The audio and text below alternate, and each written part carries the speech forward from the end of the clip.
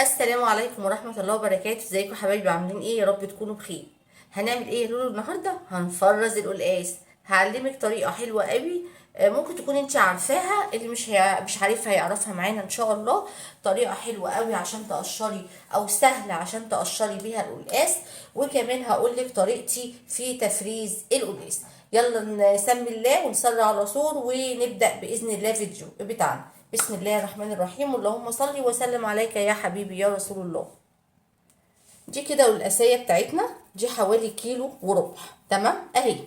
بصي حبيبتي، اول حاجة عشان نقشرها بسم الله.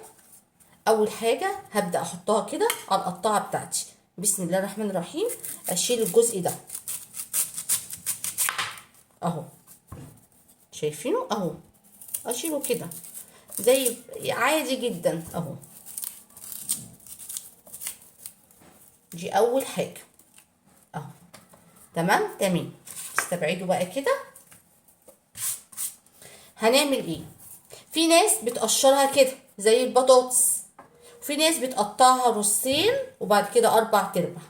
انا هعملها ازاي؟ بسم الله الرحمن الرحيم. بصوا، هبدأ كده اهو، كده اهو. بصوا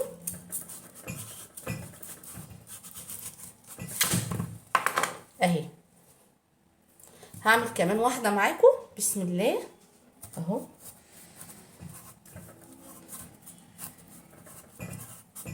شايفين؟ طريقة سهلة وكمان هتريحنا في التقطيع.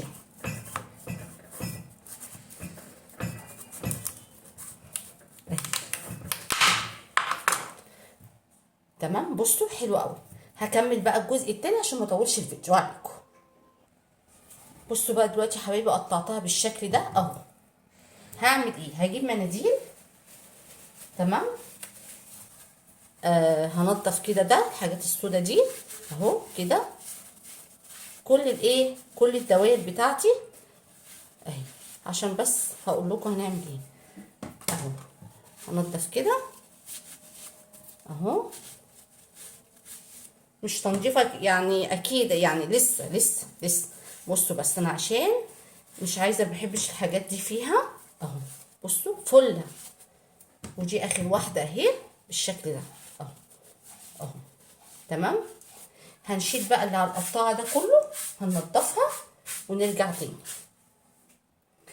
بصوا بقى حبايبي، همسك اول واحده هقشرها كده. بسم الله الرحمن الرحيم اهي اهو. شايفين اهو.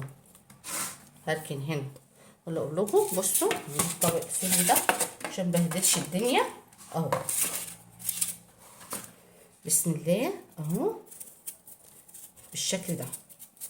دي طريقه سهله جدا عشان تقشري بيها القلقاس. دي طريقتي، يا رب تعجبكم. ولو عجبتك انا هقشر معاكم واحده بس كده، وانا هبقى اقشر الباقي. بس انا بوريكي طريقتي في تقشير القلقاس بمنتهى السهوله. يا رب تعجبك. ولو عجبتك كده انا قشرت واحده اهي، ما تعبتش فيها. هكمل بقى التانيين وارجع لكم. دلوقتي بقى بصوا اهو بقى بالشكل ده بعد ما اتقشر زي الفل. طب هنعمل ايه يا لولو؟ بصوا حبايبي، انا دلوقتي هخرطه. انا طريقتي في التفريز، كنت الاول بصراحه بغسله، بس دلوقتي ما بقتش اغسله. بصوا بقى هعمل ايه. هبعد ده كده وهجيب فوطه اهي فله. تمام. وهجيب واحده اهي، اي واحده، وهعمل كده اهو. بصوا جربوا الطريقه دي حلوه جدا. انا بعمله على طول بالوضع ده. كنت بغسله والله زيكم، بس دلوقتي ما بقتش اغسله خالص اهو. انا مسحت واحده كده، شايفين اهو. مسحتها كويس جدا بفوطه تكون نظيفه اهو بالشكل ده. ولا تغسلي بقى في ميه سخنه، ولا تفضي ميه وتحطي ميه تاني، ولا الكلام ده كله. بصوا اهو. هعمل بقى كله بالشكل ده اهو. هغسله اعمله كده كويس وارجع تاني اوريهولكم. دلوقتي خلاص نضفته بقى فله. نيجي بقى لمرحله ان احنا نخرطه ازاي. انا الاول هفضيه عشان بحب الطبق الموف ده. متضحكوش عليا. ماشي. هحط فيه بصوا بسم الله اهو. هجيب واحده، هقول لكم طريقه التقطيع بتاعتي. تمام. طبعا السكينه برضو نمسحها. بصوا بقى، بسم الله اهو كده اهو. التقطيعه اللي انت شايفاها مناسبه اهو. انا بقطعه بالشكل ده.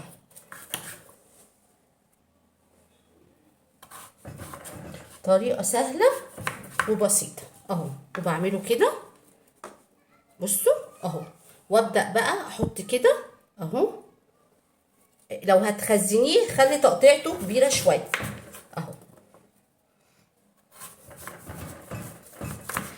في ثانيه تلاقي في نفس خلصتي القلقاسه بتاعتك اهو. اتعودت شويه مني اهو.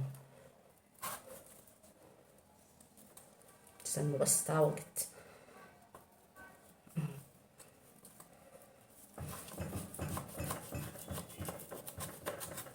وادي دي اهي. مش هنقف يعني، بس كده اهو. كله بقى بالشكل ده. بصوا اهو اهو. تمام. انا قطعته كده بقى. هعمل ايه في القطاعه اهي؟ انا هكمل بقى الكميه مع نفسي. بصوا اهو. اعمل كده اهو، او اجيبه في الطبق واعمل كده. هوريه لكم تاني برضو في الطبق. انا حطيته في الطبق اهو. لو انت هتخزنيه قطعيه قطع كبيره اهو. بصوا اهو. وبمسح كده وخلاص كده. القلقاس بتاعنا ما فيهوش اي حاجه وزي الفل، ويفضل بلونه كده. هكمل الكميه وارجع لكم. بصوا حبايبي، برضو عايزه اقول لكم حاجه تانية. ممكن تقطعيه كده عادي وتقطعيه كده اهو، كانك بتعملي بطاطس وتخرطيه زي ما انت عايزه. اي تقطيعه انت عايزاها بالشكل ده اهو. تمام. هنا خلاص خرطنا القلقاس بقى بالشكل ده. هنعمل ايه؟ نص ليمونه على قد الكميه. ليه يا لولو؟ الليمونه بتحافظ على لونه، ماده حافظه، وكمان بتحافظ على اللون. تمام. هعصر نص ليمونه بس. هقدمه بقى كده اهو كويس عشان يختلط كله ايه بالليمون. هنا بقى قلبته. هبدا بقى اعبيه في الكياس. انا هعمل الكميه دي على كيسين. ليه يا لولو؟ عشان انا بس اللي بحب القلقاس. هعبيهم وارجع لكم. وهنا حبايبي خلاص، ده الكيس الاولاني وده الكيس التاني بالشكل ده اهو. بصوا الكيس ما بيقعش اهو. ده بطريقه قفله المكوه حلوه جدا. وده كان فيديو النهارده حبايب قلبي. ما تنسوش بقى اللايك والشير والاشتراك في القناه وتفعيل الجرس عشان يوصل لكم مني كل جديد. والسلام عليكم ورحمه الله وبركاته.